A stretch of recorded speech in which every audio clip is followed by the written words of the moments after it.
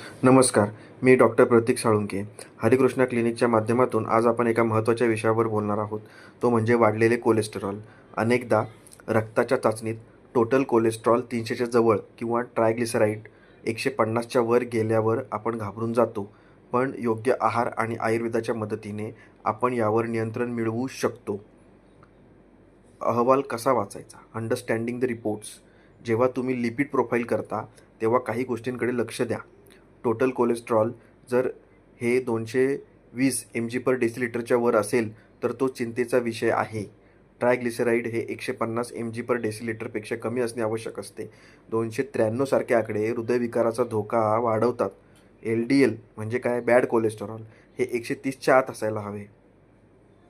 घरगुती आणि जीवनशैली उपाय, प्रॅक्टिकल टिप्स मी जे काय सांगतो ते समजून घ्या आणि ते पाळा.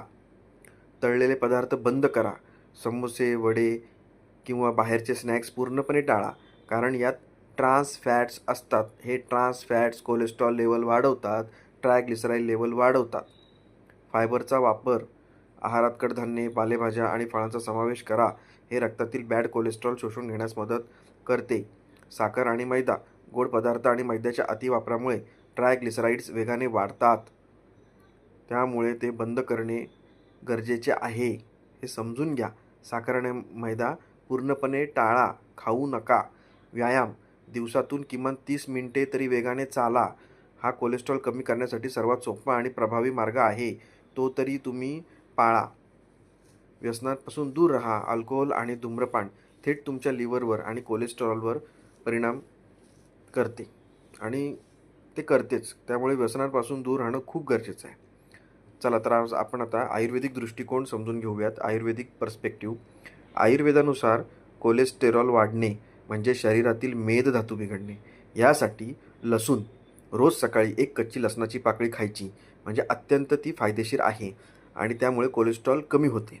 तिक्तरस, कडू चव, कडू कारलं किंवा कडुनिंबाचा मर्यादित वापर हा मेद कमी करण्यास मदत करतो. अर्जुन चूर्ण हे हृदयासाठी, आरोग्यासाठी खूप आणि खूप चांगलं उत्तम टॉनिक आहे. पुष्करमूळ खूप चांगला आहे. पुनर्नवा ही वनस्पती खूप चांगली काम करते.